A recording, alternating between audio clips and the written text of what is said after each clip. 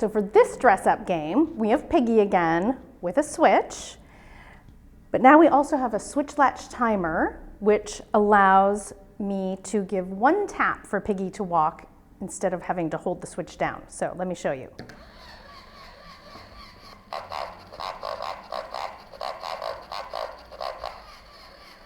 And it's just timed for a couple of seconds.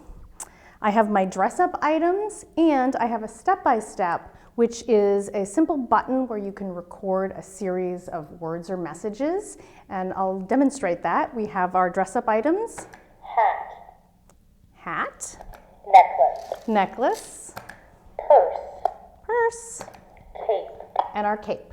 So we'll use this to make choices on what Piggy's gonna wear. So here we go. What should Piggy wear? I wonder. Hat. Necklace. Purse. Cape. Hat. Nah. Purse. That's what I want. I want the purse. Okay, Piggy, here we go.